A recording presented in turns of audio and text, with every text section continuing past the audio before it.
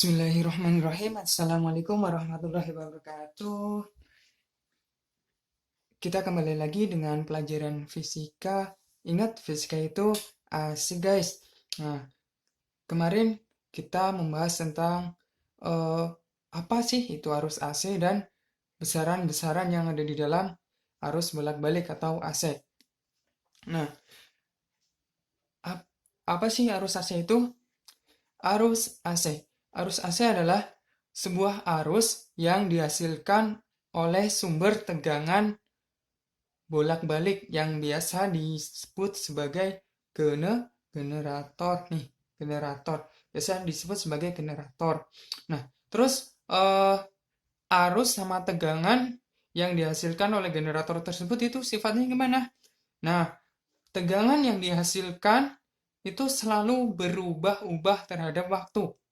Nah, tegangannya yang dihasilkan juga berubah terhadap waktu, selalu berubah dia, nggak tetap nih. Nah, karena tegangannya berubah terhadap waktu, maka arusnya juga berubah terhadap waktu. Kenapa dia berubah terhadap waktu?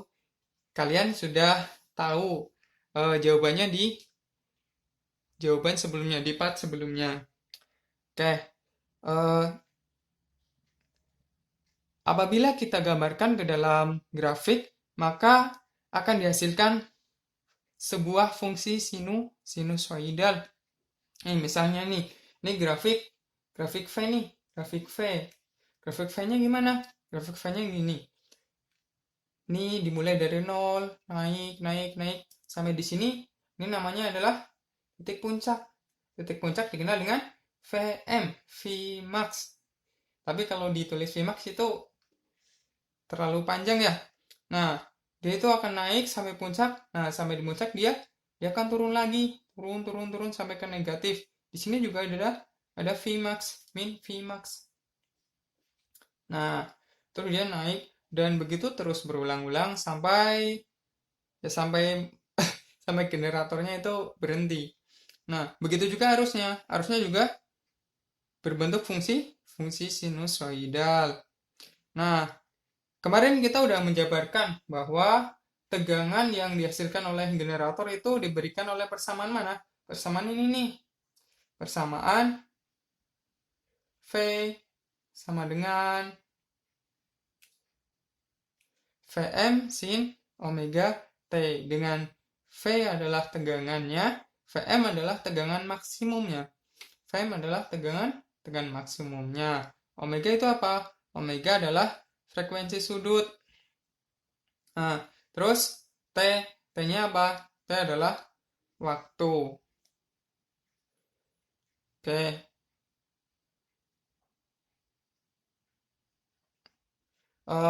Terus ada pertanyaan yang muncul nih. Pertanyaan yang muncul. Jika ada sebuah resistor dihubungkan dengan sumber tegangan AC.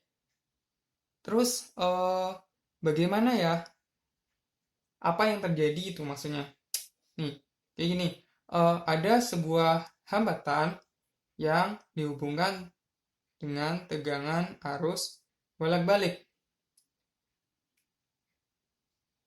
Nah, kita kan udah tahu tegangannya nih di sini. Ketika ada tegangan dihubungkan dengan sebuah resistor, maka di sini ada arus yang mengalir tuh. Nah, ada arus yang mengalir. Berapakah besar arusnya? Nah, kita ingat hukum Ohm. Hukum Ohm itu apa? Hukum Ohm adalah arus yang mengalir pada sebuah rangkaian sebanding dengan tegangan dalam rangkaian tersebut dan berbanding terbalik sama hambatannya.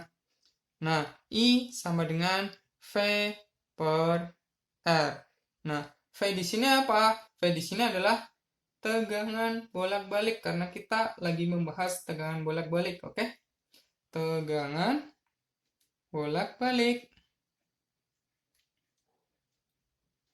Bolak-balik. Nah, kita masukkan nih. I sama dengan Vm per R sin omega T. Nah, ini kita juga bisa menuliskan Vm per R itu bisa jadi, ini adalah I maksimal. Ini besarnya sama dengan I maksimal. Nah, I maksimal.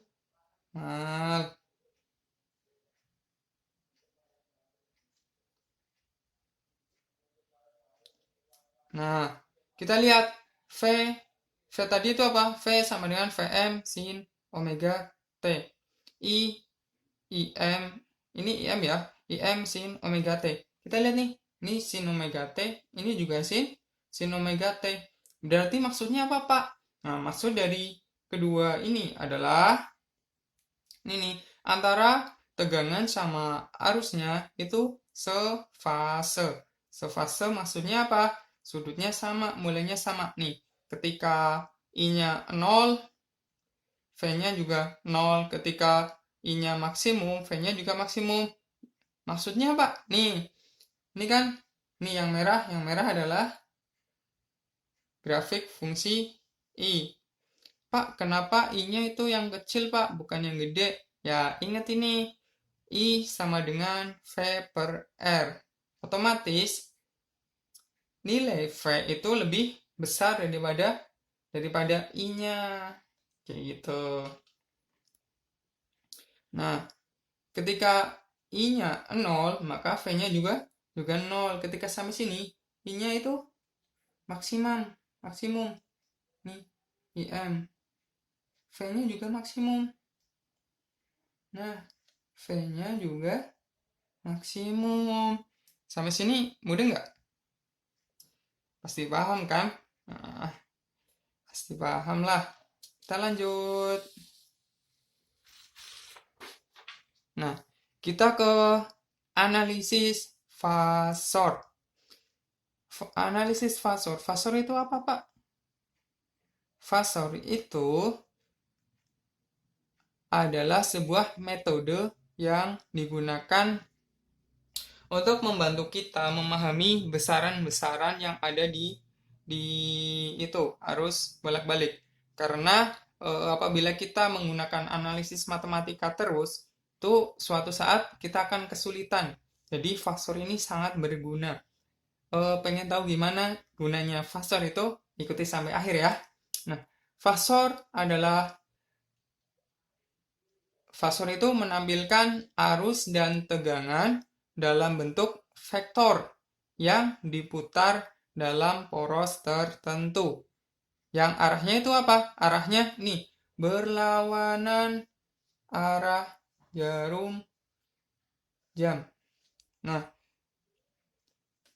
bentuknya seperti ini nih. Tadi kan antara arus sama tegangan itu sefase kan ya. Nih kalau misalnya ini tadi yang hitam apa? Yang hitam adalah tegangan kan? Berarti yang merah harusnya di sini.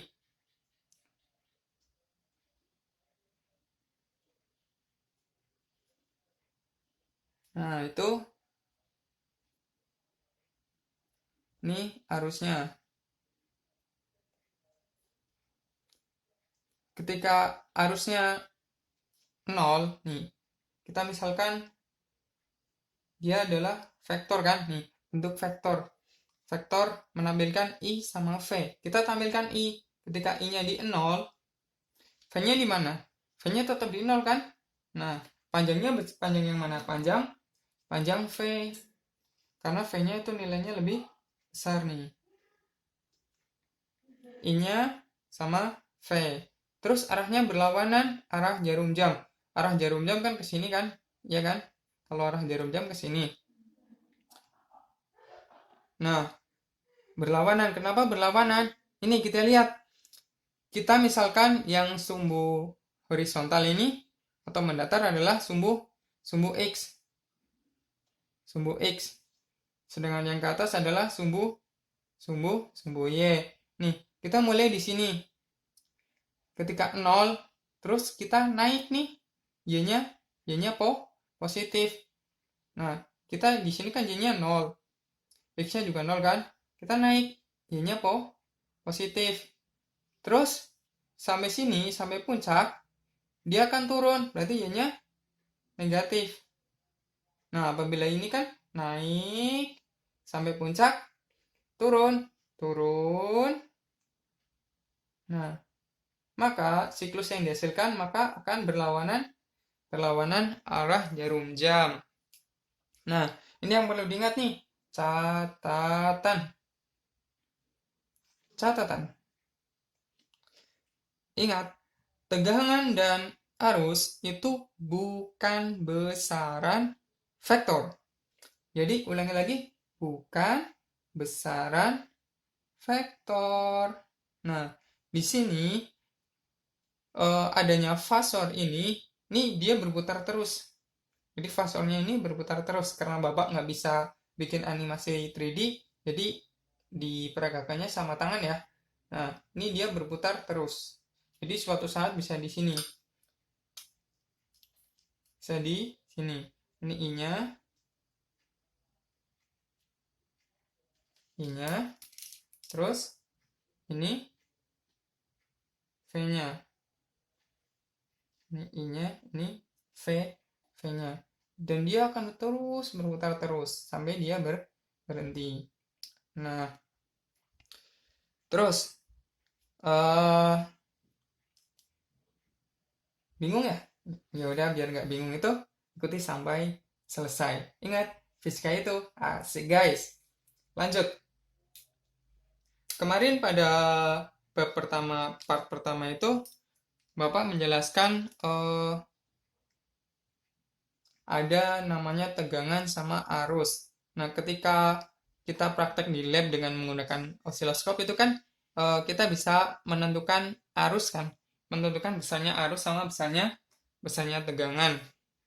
Nah, kita tahu tuh tadi grafik, misal ini ada sebuah grafik fungsi V.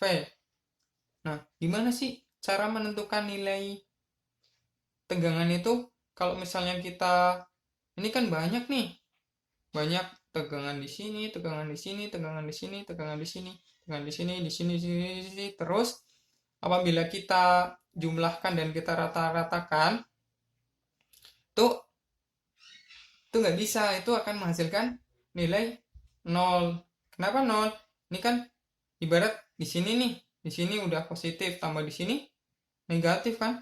Positif sama negatif, dia akan hasilkan 0 yang besarnya sama kan? Besarnya 0. Maka dari itu kita menggunakan cara yang sedikit berbeda tuh. Cara yang sedikit berbeda. Kita kuadratkan fungsi ini. Misal kita punya fungsi, tadi kan kita udah punya fungsi I sama dengan IM sin omega T. Apabila kita kuadratkan, maka akan dihasilkan apa ini?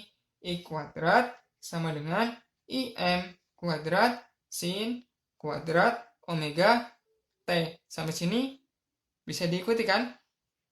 Nah, ulangi ya. Yang diukur oleh voltmeter atau ampermeter yang kita praktikumkan kemarin itu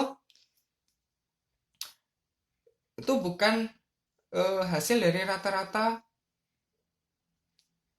tegangan ini. Nilainya bukan langsung tegangan yang dihasilkan itu dirata-ratakan, itu bukan ya. Karena jika langsung dirata-ratakan itu akan menghasilkan nilai 0. Nah, jadi caranya kita kuadratkan ini semuanya dulu. Kenapa dikuadratkan? Karena yang positif akan jadi positif juga kan? Dia akan naik. Yang negatif dikuadratkan, negatif dikuadratkan. Ayo, negatif dikuadratkan akan jadi positif. Nah, benar. Nah, sampai sini udah bisa dipahami kan? Kita lanjut nih. Nah, dia kan grafiknya jadi seperti ini nih ketika sudah dikuadratkan. Tadi kan di sini tuh. Tadi gelombangnya di sini. Ketika sudah dikuadratkan, dia akan naik gelombangnya. Jadi di positif semua. Nah, Jika kita merata-ratakannya, jika fungsi ini dirata-ratakan, tadi kan kita ada fungsi sin kuadrat omega T. Nah, nilai sin kuadrat omega T itu akan sama dengan cos kuadrat omega T. Mau bukti nggak? Percaya nggak? Percaya nggak? Percaya nggak? Percayalah, percaya aja. Kalau nggak percaya kita buktikan, bisa dibuktikan, bisa minta tanyakan ke itu guru matematika. Maka di situ akan dijelaskan lebih rinci.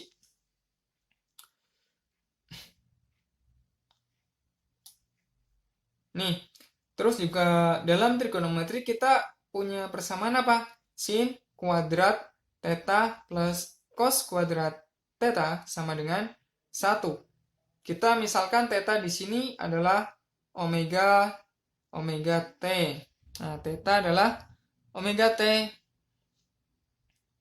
Jadi, sin kuadrat omega T plus cos kuadrat omega T sama dengan 1.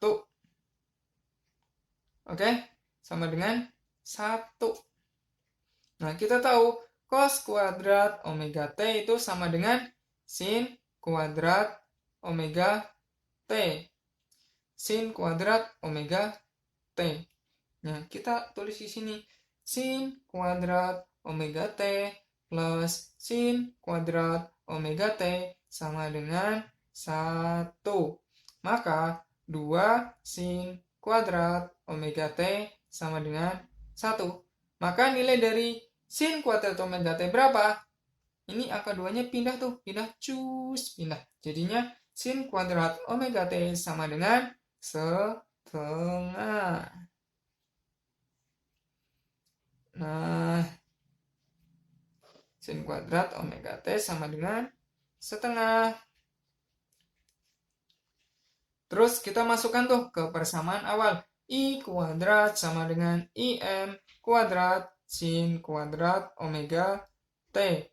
I kuadrat sama dengan IM kuadrat dikalikan setengah. Maka IRMS sama dengan IM per akar 2. Sampai situ masuk nggak? Kalau nggak nih, jabarin ya, dijabarin sama Bapak. I kuadrat sama dengan IM kuadrat dikalikan setengah ya. Maka I sama dengan akar IM kuadrat per 2. Nah, ini di akar. IM kuadrat di akar. Kan jadi I sama dengan IM kan? IM per akar 2. Nah, kayak gitu. Gimana? Masih kan? Nah, masih bisa mengikuti kan? Nah, ini IRMS sama dengan IM per akar 2. RMS itu apa? Root mean square. Jadi akar kuadrat rata-rata. Atau I efektif. Jadi nilai arus yang kita dapatkan kemarin itu dalam arus AC secara matematis itu dapat dihitung dengan persamaan ini. IRMS sama dengan IM per akar 2. Nih, DCYS. DCYS itu apa? Dengan cara yang sama akan kita juga bisa menentukan tegangan rata-ratanya, tegangan kuadrat rata-ratanya adalah Vm per akar 2. Vm per akar 2. Nah, jadi ini adalah nilai yang terukur tuh. Gimana? Masih bisa lanjut kan? Lanjut. Kita langsung ke contoh soal. Ini Bapak kasih contoh soal yang mudah banget. Mudah banget nih. 1. Tegangan listrik AC memiliki persamaan V sama dengan 20 sin omega T. Ditanyakan, berapakah tegangan efektifnya, tegangan efektif sama tegangan RMS itu sama ya. Sama berapakah arus efektif jika dalam rangkaian tersebut itu ada hambatan sebesar 100 ohm. Kita langsung aja nih. V efektif atau V RMS itu sama aja ya. Nih, tulis di sini. V efektif sama dengan V RMS. Itu sama aja. Nah, V efektif sama dengan Vm per akar 2. 20 per akar 2. Sama dengan 200. Ya nggak sih? Iya kan? Nih, kita kuadratkan. 20 kuadrat sama dengan 400. Akar 2 kuadrat sama dengan 2. 400 dibagi 2 sama dengan 400 dibagi 2. Pakai kalkulator coba. Nah, setelah pakai kalkulator, kita akan ketemu sebesar 200 volt. Terus kita ke I efektif. Arus efektif yang didapatkan dari persamaan ini dengan hambatan 100 ohm itu berapa sih? Nih, V I efektif adalah V efektif per R atau V RMS per hambatannya. Ini sama pakai hukum ohm. Cuma dalam arus listrik bolak-balik. Nah, berapa? 200 dibagi 100 sama dengan 2 ampere. Jadi, ketika ada sumber tegangan dengan persamaan ini, V 20 sin omega T, maka tegangan yang terukur apabila kita mengukur menggunakan voltmeter adalah sebesar 200 volt. Terus arus yang mengalir dalam rangkaian tersebut sebesar 2 ampere.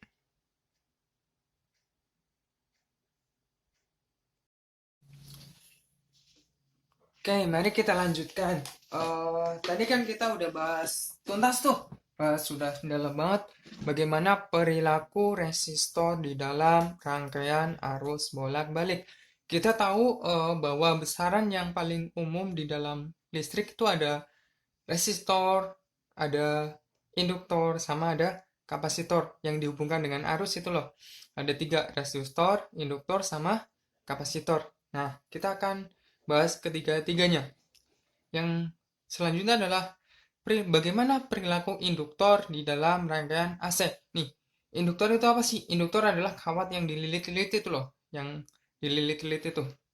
Bentuknya seperti ini. Apabila ada sebuah induktor dihubungkan dengan tegangan arus bolak-balik, maka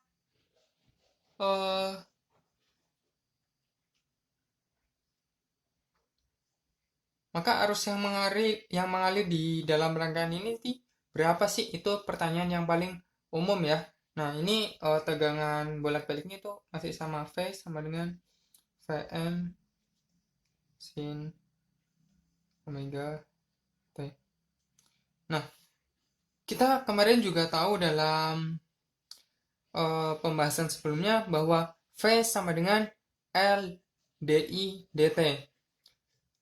V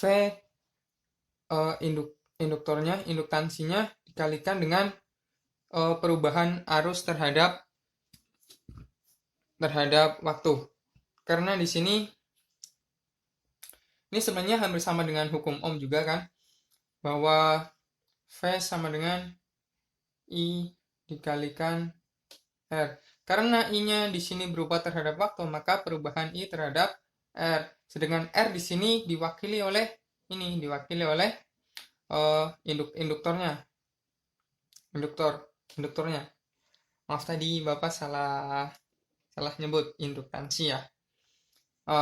Nih, berarti apabila kita pindah ruaskan, kita akan menemukan bahwa DI sama dengan V per L dt.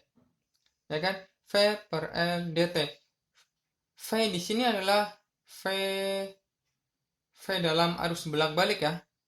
V dalam arus bolak-balik. Maka DI sama dengan Vm sin omega T. Nah, apabila kita punya DI, terus kita pengen jadi itu diapain? Diintegral. Yang diintegral itu yang punya T aja, karena di sini perkalian. Jadi Vm per L-nya ditaruh di depan itu nggak masalah ya. Integral sin omega T itu apa? Integral ini diturunkan, terus dia pindah ke bawah. Ingat kan? Kalau belum ingat itu pelajari lagi integral ya. Maka akan dihasilkan I sama dengan Vm per omega L min cos omega T. Integral cos adalah integral sin adalah min cos omega T. Ingat aturan integral trigonometri. Nah, dalam trigonometri besar min cos omega T sama dengan sin omega T min 90 derajat. Nah, kita udah tahu nih min cos omega T itu sin omega T min 90. Kita masukkan lagi sehingga kita bisa menemukan I dalam induktor itu I sama dengan Vm per omega L sin omega T min 90 derajat. Nah, kita tahu Vm per omega L itu kita ibaratkan nilainya sama dengan I maksimum. Nah, di sini omega L itu hampir sama seperti resistor, seperti hambatan.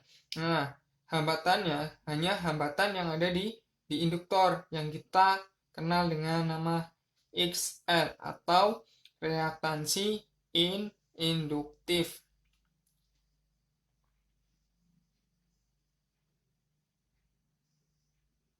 Nah, dengan omega adalah kecepatan sudut radian per sekon ya, kecepatan sudut. Maaf tadi yang di itu ada salah satuan. Sama L itu induktor dengan satuan Henry. Nah, kita punya nih V sama dengan Vm sin omega T dengan I sama dengan Im sin omega T min 90 derajat. Maka di sini terjadi perbedaan fase sebesar 90 derajat, di mana V-nya mendahului 90 derajat. Jadi I-nya ketinggalan tuh. Dia ketinggalan. Mungkin pas V-nya udah jalan, I-nya itu masih makan ya. Jadi ketinggalan 90 derajat.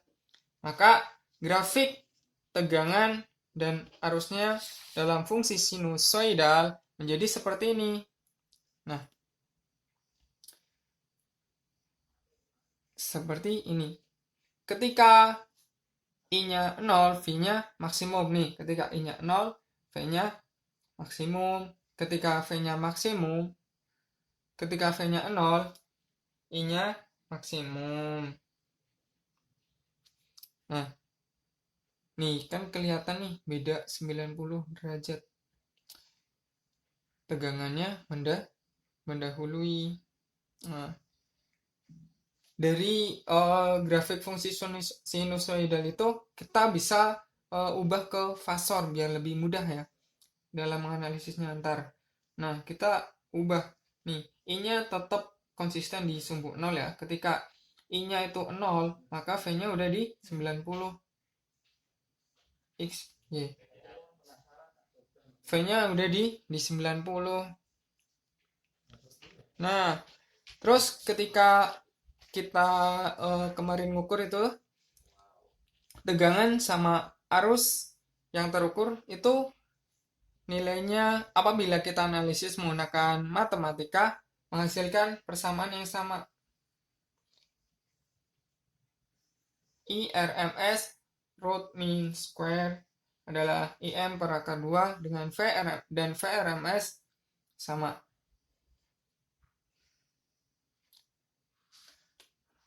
Vm per akar 2. Nah, terus langsung ke tugas ya. Tugas kalian itu buktikan bahwa I dan V yang terukur dapat dibuktikan dengan persamaan efisiensi sebesar IM per AK2 dan VF sama dengan VM per AK2. Itu tugas kalian ya. Oke, dikumpulkan besok ya. Kalau misalnya bingung, buka penurunan persamaan pada resistor murni.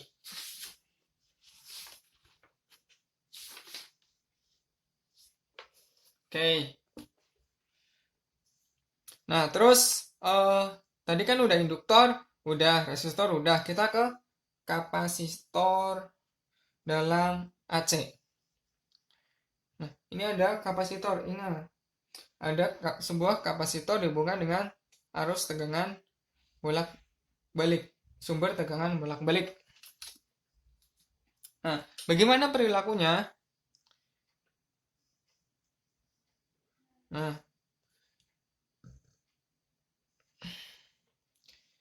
kita tahu bahwa arus adalah dq dt, perubahan muatan terhadap waktu. Sedangkan Q muatan adalah hasil kali kapasitor dengan tegangannya. Nah, maka nih I sama dengan D. Ini kan Q kan tadi. Q-nya diganti CV per dt.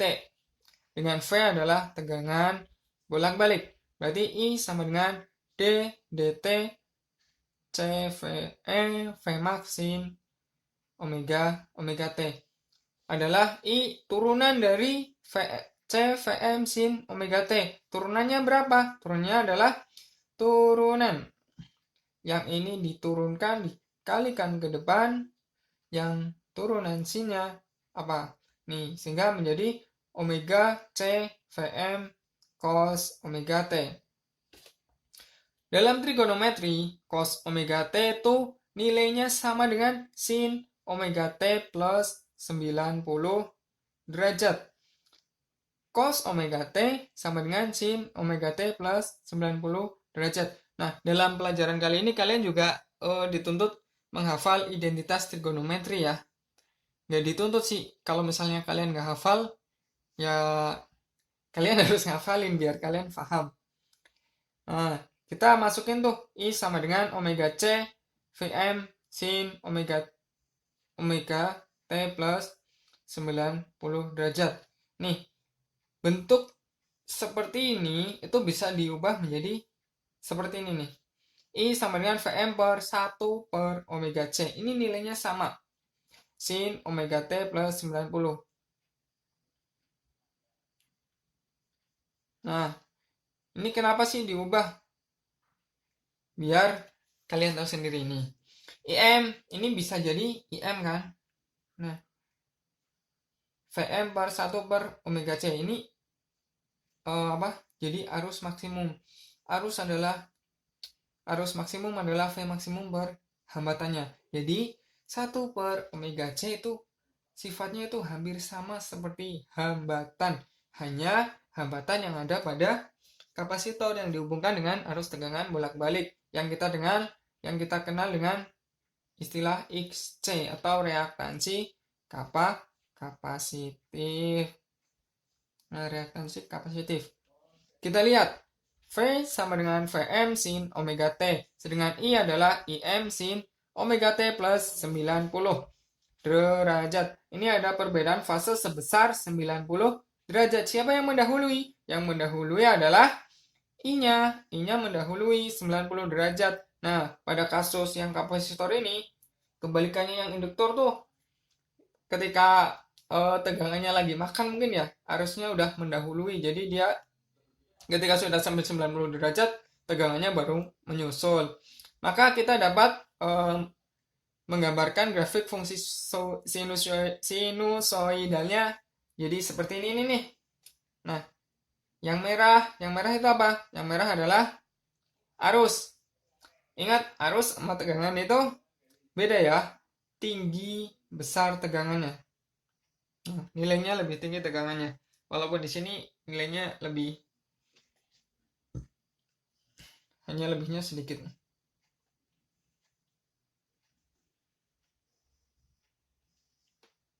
Nah, ketika I-nya maksimum, nih, di sini kan I-nya maksimum tuh. Ini V-nya baru masih masih 0, V-nya masih 0. Ketika I-nya 0, V-nya maksimum. Nah, kita bisa gunakan fasor. Nah, dari fungsi ini, dari fungsi sinusoidal ini, kita bisa gambarkan dalam bentuk fasor. Di mana I-nya nih, I-nya masih di 0. Biar sama-sama kayak yang tadi itu. Yang kedua tadi yang induktor sama resistor. Ketika I-nya di 0, maka V-nya di bawah nih, ketinggalan 90 derajat VC. Bukan video call ya, VC. Nah, cara mengukur tegangan dan arusnya juga sama ya dengan yang tadi. Tapi tenang, ini nggak Bapak suruh buat PR kok. Nah,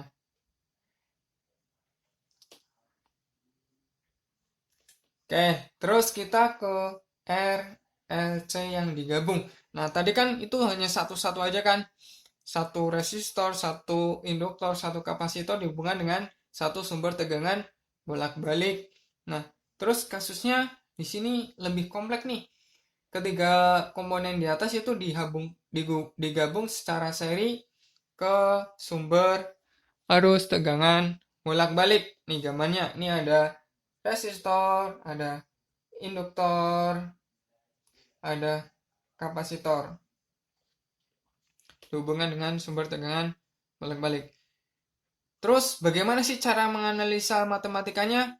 Nah, pasti ini apabila ada persamaan seperti ini, kita akan menganalisisnya menggunakan matematika itu akan sangat menyulitkan. Susah nih, susah. Nah, di sini tuh fasor berperan penting. Jadi, fasor itu yang membantu kita tuh dalam analisis yang kompleks. Kita ingat fasor pada induktif murni, V-nya mendahului. Nah, V-nya mendahului, I-nya tetap di sini ya. V-nya mendahului. Pada resistif murni itu V sama I itu sama. Nah, kita biar membedakan itu pada induktor dinamakan VL, pada kapasitor dinamakan pada resistor VR. Pada kapasitif murni atau kapasitor murni itu V-nya ketinggalan 90 derajat. Nah, terus kita gabung. Nah, kita gabung untuk menganalisisnya. Ini ada VL, ada VC, I-nya kita gabung di sini ya, sama. Di sini ada 3 I, sama VR. Oke. VR.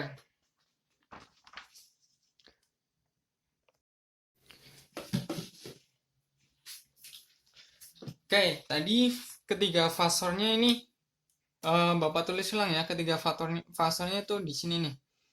Di bawah ada VC, di sini ada VR, di VR R-nya besar nih. Salah. R-nya besar, ada VL. Nah, ini digabungkan ini. Ini bisa dipindah ke atas. Jadinya negatif. VL min VC. Jadi nilainya lebih kecil kan. Nah, VL min VC. Di sini ada VR. Terus kita cari resultannya. Resultannya itu adalah tegangan yang mewakili dari rangkaian tersebut. Nah, cari resultannya. V adalah V kuadrat sama dengan VR kuadrat plus VC kuadrat. V kuadrat sama dengan VR kuadrat plus dalam kurung VL min VC kuadrat. Ini pakai aturan itu ya, trigonometri.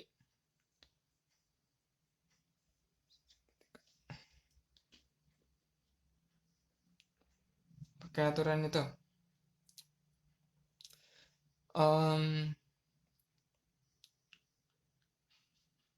Nah, kita tahu bahwa VR adalah I kali R, VL adalah I kali XL, I dikalikan hambatannya ya, dikalikan hambatan tapi pada induktor itu XL, dikurangi VC adalah I kali XC. Nah, ini kan ada I, dan I. I-nya bisa keluar. V sama dengan I akar R kuadrat plus dalam kurung XL min XC kuadrat. Nah, R kuadrat plus XL min XC kuadrat di akar ini hampir sama dengan resistor yang kita kenal dengan impedansi.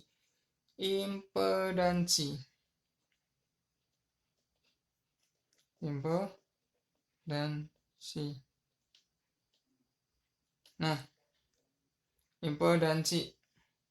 Maaf, tadi ini dijelaskan pakai rumus Pythagoras ya. Jadi pakai segitiga nih. Pythagoras. Udah hafal kan ya? Nih kalau ini kan V, ini VR, ini VL min VC. Jadi kita cari V itu sama dengan VR kuadrat plus nih VL di sini aja. V kuadrat sama dengan VR kuadrat plus VL min VC kuadrat. Nah, dari situ. Nah, kita lanjut ya. Z itu hampir sama dengan resistor, tapi resistor hambatan dalam sistem RLC itu. Jadi, hambatan penggantinya itu sebesar ini. Nah, yang kita namakan impedansi. Nah, terus dari fasor tersebut kita juga bisa menentukan sudut antara arus dengan tegangan. Jadi kita bisa menentukan sudutnya nih.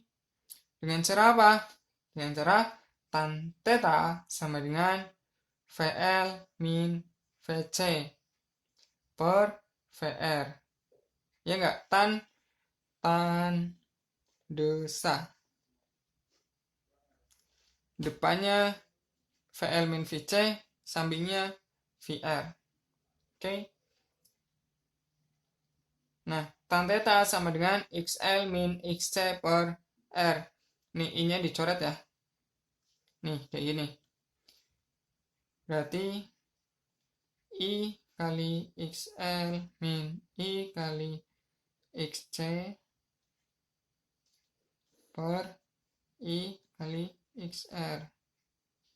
I kali XR kali R biasa. Nih, ini I-nya bisa keluar. I XL min XC per I kali R. Nah, ini kan bisa dicoret. Oke. Sehingga kita bisa menentukan theta sama dengan R cos tan XL min XC per R. Nih, kita ke langsung hal-hal yang biasa terjadi. Ketika XL lebih besar dari XC, maka rangkaian tersebut bersifat induktif. Ketika XL lebih kecil dari XC, rangkaian tersebut sifatnya kapasitif. Biasanya ini pada frekuensi tinggi. Sedangkan ini pada frekuensi rendah. Nah, ketika XL sama dengan XC, maka akan berresonansi. Dikenal dengan resonansi. Nah, lanjut. Kita ke ini salah, bukan contoh soal. Kita ke soal aja. Soal. Perhatikan gambar di bawah ini. Nah, di sini ada sebuah rangkaian R, L, C dengan nilai R sebesar ini. 600 ohm, L 2 Henry, dan C 10 farad. Dan sumber tegangan ini diwakili oleh persamaan V 100 akar 2 sin 100 T volt. Hitunglah impedansi dan sudut fase rangkaian. Bagaimana sifat rangkaian? Induktif atau kapasitif? Hitung arus efektif sumber. Tuliskan persamaan arusnya. Hitung tegangan pada setiap komponen. Ini kerjakan dan pelajari. Oke. Kembali ya, kerjakan. Pelajari dulu baru kerjakan. Ini bisa dilihat di LKS halaman 38. Nah, di situ ada contohnya. Bisa kalian lihat contoh di situ. Kumpulkan besok jam 7. Kumpulkan jam 7. Oke, sekian dari Bapak. Apabila ada kesalahan mohon maaf. Billahi taufiq wal hidayah. Assalamualaikum warahmatullahi wabarakatuh.